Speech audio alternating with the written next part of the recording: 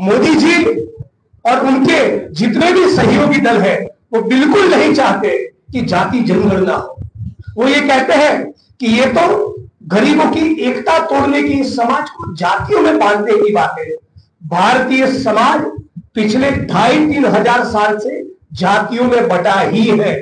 हम तो चाहते हैं जाति निर्मूलन हो। हम तो चाहते हैं अंततोगत्वा एक ऐसे समाज का निर्माण हो कि जिसमें केवल एक ही पहचान बचे कि हम सभी भारतवासी। लेकिन वो लक्ष्य की प्राप्ति के पहले पता तो चले क्या पिछड़ा कहां पर है, अति पिछड़ा कहां पर है, आदिवासी कहां खड़ा है, दलित कहां खड़ा है, कितने संसाधन, कितनी धन दौलत, कितनी संपत्ति और कितना बजट किसको मिलता है।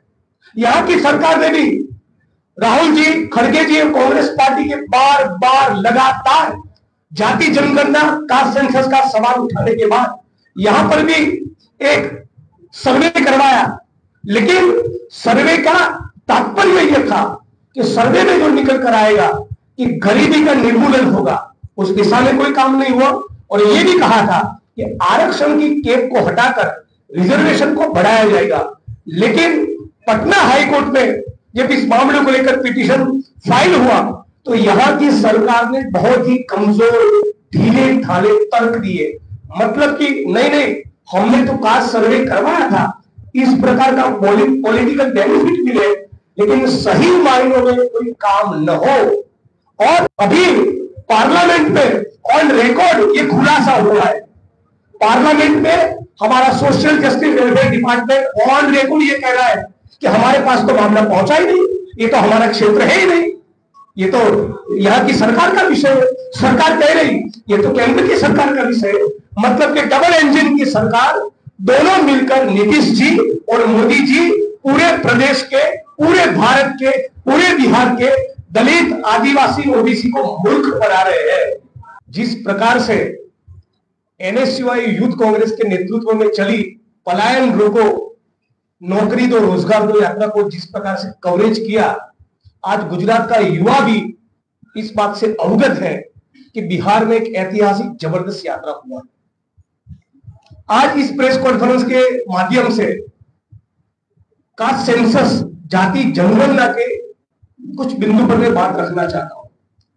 यह बात बहुत ही साफ है कि यदि भारत में जाति व्यवस्था नहीं होती, समाज यदि जातियों में बटा नहीं होता, तो शायद जाति विहीन समाज रचना की या कास्ट सेंसस की कोई बात भी नहीं आती। क्योंकि भारतीय समाज जातियों में बटा है और जाति व्यवस्था ने तय किया है कि मंदिर में पुजारी के तौर पे कौन काम करेगा और कौन नाली में उतरेगा, कौन जमीन का मालिक बनेगा और कौन भूमिहीन खेतीहर मजदूर रहेगा। ये डिसाइड है, ये कास्ट सिस्टम ने किया है। लेकिन भारत का संविधान समाजवाद के साथ साथ सामाजिक न्याय सुनिश्चित करने की भी गारंटी देता है। और सामाजिक न्याय सुनिश्चित करना है तो जैसे खड़गे साहब, सम्माननीय राहुल जी और कांग्रेस पार्टी डंके की चोट पर कहती है कि हर कीमत पर भारतीय समाज का एक्सरे, जाति जनगणना, कास्ट सेंसस होना ही चाहिए।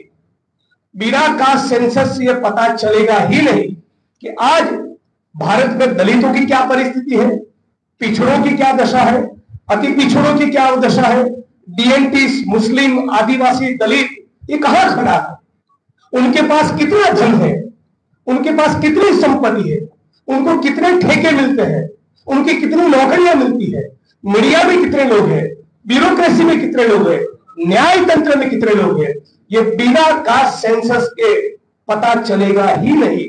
और इसीलिए कांग्रेस पार्टी डिटरमाइंड है, कृतनिश्चयी है कि बिहार में सरकार बनाते ही जिस प्रकार से तेलंगाना में हमारा करीब करीब 95% से ज्यादा जाति जनगणना का, कास्ट सेंसस का काम बेहतरीन तरीके से, शानदार तरीके से वो जो काम पूरा हुआ वो बिहार में भी हम लोग करेंगे। ये हमारा पीड़ित, शोषित, वंचित समुदायों के प्रति, विशेष तौर पे दलित, पिछड़े, अति पिछड़े, आदिवासी समुदायों के प्रति ये हमारा एक प्रतिबद्धता है, कमिटमेंट। ये मैं जो कह रहा हूं कि एक्सरे कास्ट सेंसस क्यों जरूरी है, उसकी छोटी सी एक झलक मैं आपके बीच में रखना चाहूंगा। कांग्रेस पार्टी के हमारे नेता के राजू साहब ने उसका एक स्टडी किया है, उसकी कुछ एनालिसिस आपके सामने रखना चाहूंगा। हमारे देश की ब्यूरोक्रेसी में 75% दलित, आदिवासी, ओबीसी जनसंख्या के सामने जब यूनियन सेक्रेटरी बनाने की बात आती है तो केवल 6% ही उसमें दलित, आदिवासी, ओबीसी होते हैं। 75% के सामने केवल 6%। इसलिए जरूरी है कास्ट सेंसस। जब न्याय तंत्र की बात आती है तो 75% दलित, आदिवासी, ओबीसी के सामने केवल 19% ही न्याय तंत्र में एससी, एसटी, ओबीसी का प्रतिनिधित्व है। शैक्षणिक संस्थाओं की, एजुकेशनल इंस्टीट्यूट्स की मालिकी की जब बात आती है तो 75% के सामने एससी, एसटी, ओबीसी केवल है 6%। मीडिया हाउसेस की मालिकी में 0%। एनजीओ की मालिकी में केवल 2%। जो लोग सामाजिक समरसता का ढिंढोरा पीटते हैं, उस संघ परिवार की लीडरशिप में दलित, आदिवासी, ओबीसी केवल 4%। बॉलीवुड और एंटरटेनमेंट इंडस्ट्रीज में केवल 7%। स्पोर्ट्स में 29%। एनएससी लिस्टेड कंपनी में एससी, एसटी, ओबीसी केवल 6%। प्राइवेट अस्पतालों की मालिकी में 17%। भारत सरकार के यूनियन बजट में 75% की आबादी के सामने केवल 30%। स्टेट के बजट में 34%। एयरपोर्ट के ठेकों में 0%। पोर्ट के ठेकों में 0%। रोड रास्ते के कॉन्ट्रैक्ट में 2%। एनर्जी क्षेत्र के कॉन्ट्रैक्ट पे टेंडर में एससी, एसटी, ओबीसी केवल 7%। माइनिंग की लीज दलित, आदिवासी, ओबीसी को 1%। प्रिंट मीडिया में केवल 2%। इलेक्ट्रॉनिक मीडिया में 2% और डिजिटल मीडिया में केवल 4%। ये है भारत का एक्सरे। यदि कास्ट सेंसस पूरी ईमानदारी से हो, जाति जनगणना हो, तो इस प्रकार का वास्तविक चित्र पूरे हिंदुस्तान के सामने, पूरे भारत के सामने, सारे प्रदेशों की सरकारों के सामने, पूरे भारतीय समाज के सामने उजागर होगा। तो फिर उसके बेसिस पर इन दलित, पिछड़े, अति पिछड़े, अल्पसंख्यक, घुमंतु, आदिवासी, इन वंचित वर्गों के लिए किस प्रकार की योजनाएं, किस प्रकार की पॉलिसी, किस प्रकार की नीति और कानूनों का निर्माण करना है, उसके लिए बेहद जरूरी है कि हर कीमत पर कास्ट सेंसस हो। लेकिन मोदी जी और उनके जितने भी सहयोगी दल हैं, वो बिल्कुल नहीं चाहते कि जाति जनगणना हो। वो ये कहते हैं कि ये तो गरीबों की एकता तोड़ने की, समाज को जातियों में बांटने की बात है।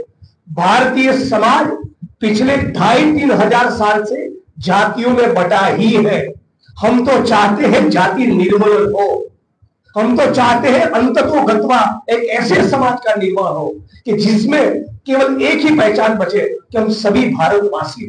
लेकिन वो लक्ष्य की प्राप्ति के पहले पता तो चले क्या पिछड़ा कहां पर है, अति पिछड़ा कहां पर है, आदिवासी कहां खड़ा है, दलित कहां खड़ा है, कितने संसाधन, कितनी धन दौलत, कितनी संपत्ति और कितना बजट किसको मिलता है। यहां की सरकार ने भी, राहुल जी, खड़गे जी और कांग्रेस पार्टी के बार बार लगातार जाति जनगणना, कास्ट सेंसस का सवाल उठाने के बाद यहां पर भी एक सर्वे करवाया। लेकिन सर्वे का तात्पर्य यह था कि सर्वे में जो निकल कर आएगा कि गरीबी का निर्मूलन होगा, उस दिशा में कोई काम नहीं हुआ। और यह भी कहा था कि आरक्षण की कैप को हटाकर रिजर्वेशन को बढ़ाया जाएगा। लेकिन पटना हाईकोर्ट में जब इस मामले को लेकर पिटीशन फाइल हुआ तो यहां की सरकार ने बहुत ही कमजोर, ढीले ढाले तर्क दिए। मतलब कि नहीं, हमने तो कास्ट सर्वे करवाया था, इस प्रकार का पॉलिटिकल बेनिफिट मिले, लेकिन सही मायनों में कोई काम न हो। और भारत के संविधान की जो प्रस्तावना में लिखा है कि सामाजिक न्याय को सुनिश्चित करना है, तो यदि सामाजिक न्याय सुनिश्चित करना चाहते थे, यदि आप गरीबी निर्मूलन करना चाहते थे, यदि आप आरक्षण की कैप हटाना चाहते थे, तो 9th शेड्यूल में आपको डलवाना था। अभी पार्लियामेंट में ऑन रिकॉर्ड ये खुलासा हुआ है, पार्लियामेंट में हमारा social justice welfare department on record ये कह रहा है कि हमारे पास तो मामला पहुंचा ही नहीं, ये तो हमारा क्षेत्र है ही नहीं, ये तो यहाँ की सरकार का विषय है। सरकार कह रही ये तो केंद्र की सरकार का विषय है। मतलब कि डबल इंजन की सरकार, दोनों मिलकर नीतीश जी और मोदी जी पूरे प्रदेश के, पूरे भारत के, पूरे बिहार के दलित, आदिवासी, ओबीसी को मूर्ख बना रहे हैं। उनका 2023 में जो सर्वे आया, socio economic survey, socio economic जो स्टडी हुआ, उसमें तो साफ पता चला कि करीब करीब 5 करोड़ बिहार की आबादी ऐसी है जो पर डे रोज का केवल 40 रुपये में जीवन जीती है। ये कैसे जीवन जीते हो? वो अपने बच्चे को, घर परिवार को कैसे गुजरान करते हो? 100 में से 45-50 बच्चे जिस प्रदेश में कुपोषित हो, उस प्रदेश का यदि बाप केवल दिन का 40 रुपया कमा रहा है, 4 करोड़ के करीब ऐसी आबादी है तो पर डे केवल 67 रुपये कमा रहे हैं। मतलब कि बिहार की 13 करोड़ आबादी में से 9-10 करोड़ लोग 2 वक्त की रोटी उनको नसीब नहीं, और उसी के कारण उनको हमारे गुजरात में, केरला में, कर्नाटका में मजदूरी करने के लिए पलायन करना पड़ता है।